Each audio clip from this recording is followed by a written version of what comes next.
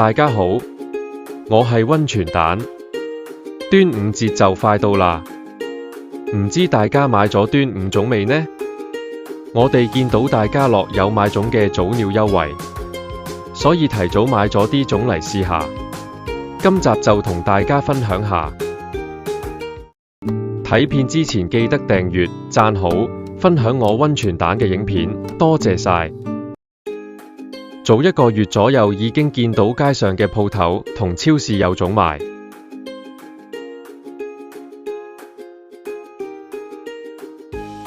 大家樂門口都擺咗啲端午粽嘅佈置，可以見到各款粽入面都配搭咗唔同嘅材料。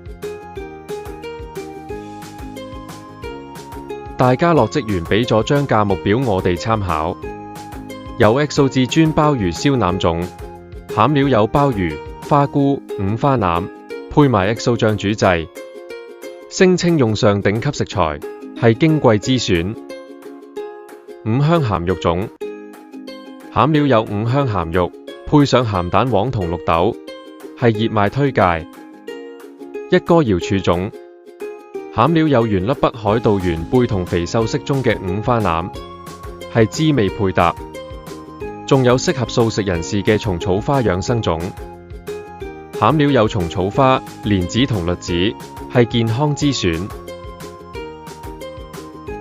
經過一番考慮，我哋揀咗呢個4喜臨門套裝，有2隻五香鹹肉粽，1隻桂花豆沙粽，同埋1隻蓮蓉鹼水粽。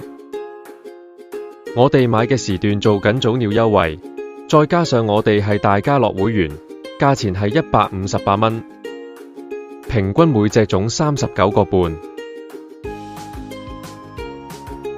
俾完錢之後，職員就俾咗張券我哋，憑券可以喺5月3號至30號去大家樂攞粽。我哋上個禮拜去大家樂憑券攞粽，雪櫃入面擺滿咗有唔同口味嘅粽，職員好熱情咁幫我哋揾粽。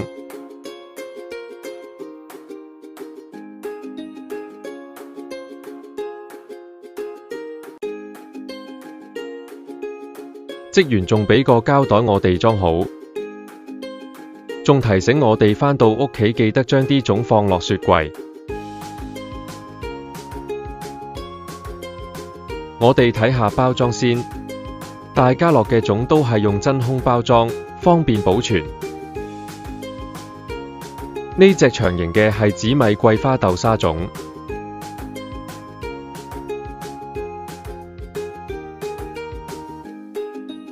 成分表裏面有糯米、豆沙、紫米、桂花、糖等等。呢隻粉紅色包裝嘅係蓮蓉鹼水粽，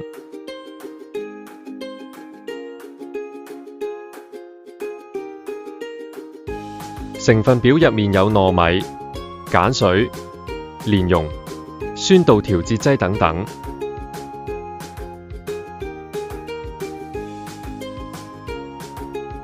呢2隻綠色包裝嘅係五香鹹肉粽，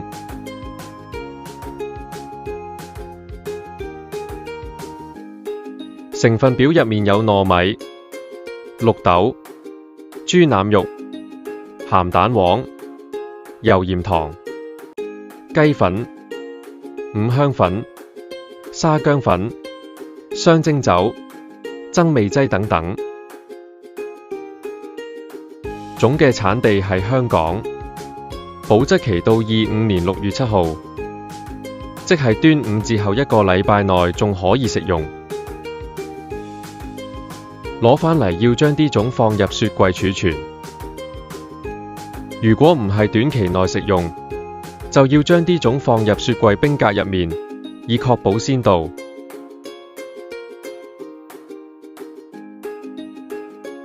我哋打算開1隻五香鹹肉粽，同1隻紫米桂花豆沙粽試下。啲粽啱啱從雪櫃入面拎出嚟，要放出嚟解凍先。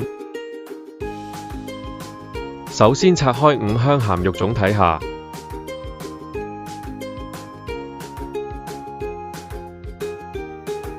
隻種都包得幾靚，夠大隻，聞落有陣陣種葉嘅香味。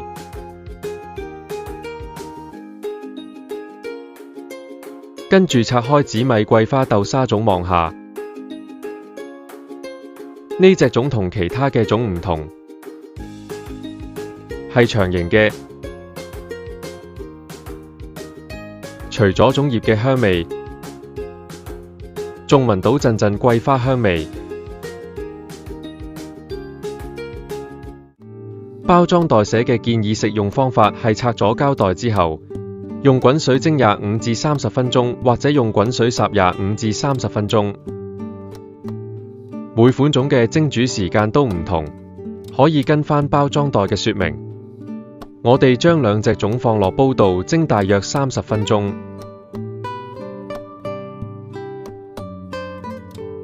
話咁快就蒸熟啦！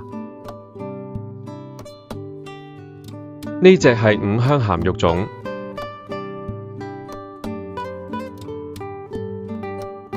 拆開種葉嘅瞬間已經聞到肉種嘅香味。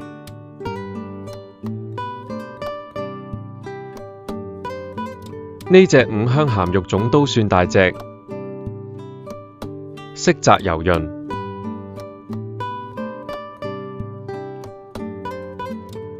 另一隻係紫米桂花豆沙種，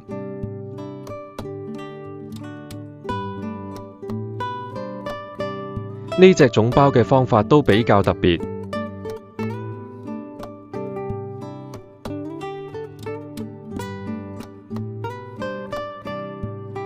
有啲糯米都黐住喺種葉上。拆開種葉嘅瞬間，有陣淡淡嘅桂花香甜味。睇嚟每隻種都用咗唔少種葉喎。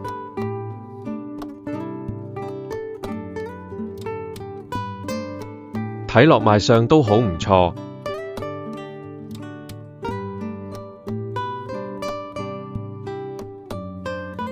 我哋起筷啦！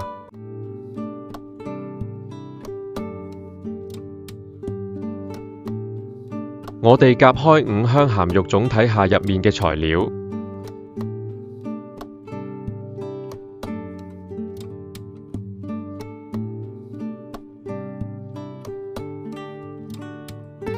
糯米軟糯，米粒之間黏連，入面嘅五花肉肥瘦相間，味道唔會鹹，肉唔係一大嚿嘅，中間切咗幾刀，方便食用。綠豆碎同蛋黃碎已經融合咗一齊，帶出一陣鹹香味，味道都唔錯。我哋又夾開紫米桂花豆沙種睇下，表面係紫色嘅，見到紫米嘅分佈都好均勻。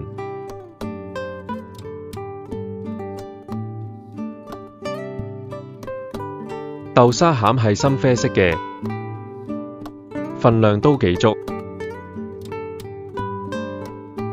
質地細膩綿密，入口甜而不膩，清爽順滑，回味清甜。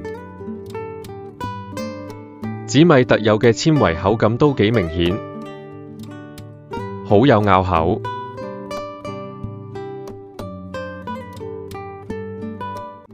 呢隻種最驚喜嘅地方係每一啖都有桂花嘅香味，再配埋豆沙嘅甜味，簡直係天衣無縫，恰到好處。呢隻種口感層次都好豐富，外層有紫米嘅嚼口，裡面有豆沙嘅綿密，甜度控制得啱啱好，唔會食完覺得好膩。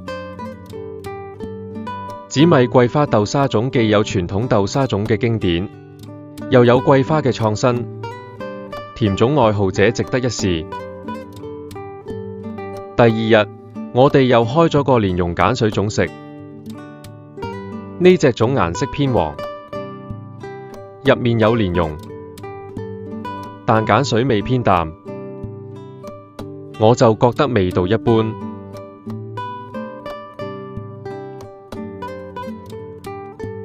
做返個小總結，我哋覺得紫米桂花豆沙粽最好食，其次係五香鹹肉粽，蓮蓉鹼水粽就比較一般。記得點讚留言分享我嘅影片，多謝晒。下條片見，拜拜。